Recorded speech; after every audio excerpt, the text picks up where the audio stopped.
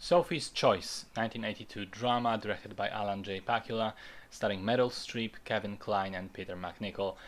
It won Meryl Streep her second Oscar after Kramer vs. Kramer, and was also nominated for in four more categories: Best Adapted Screenplay, Best Cinematography, Costume Design, and Score.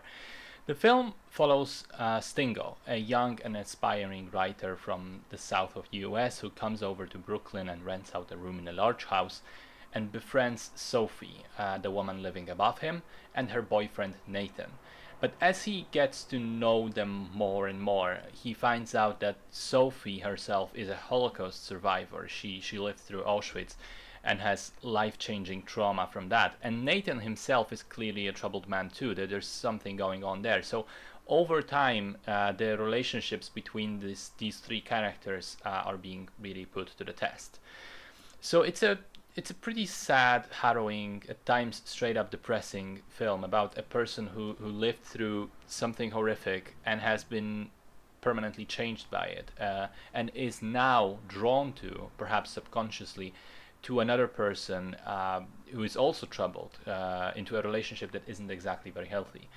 Meryl Streep is very good in the role, brings an extraordinary amount of fragility and sort of delicate flavor to the role. Her Polish accent is fantastic. I will say that when she actually speaks Polish, especially in flashbacks, it's not that great. It's not as great as it may seem to an English speaker. It's very clear that she just learned the words phonetically, but at least in English with the accent, she's doing a great job indeed. I do think that because her performance in this is so good, it kind of ended up overshadowing Kevin Kline, who I thought was equally as impressive. His manic episodes contrasted with times when he's happy, joyous, exuberant. He plays it all extremely well.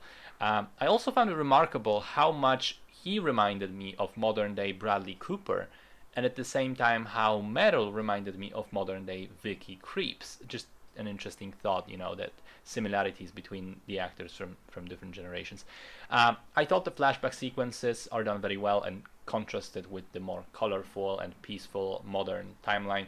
And I also liked how the film tricks you a little bit, makes you think that the titular Sophie's Choice is going to be purely about the choice of which man she ends up with. And it kind of is that too, but there is also another thing underneath that term, which is much more tragic and remains hidden until the final act. Good film that deals with some difficult themes and subjects and does that well, plus a couple of really fantastic performances.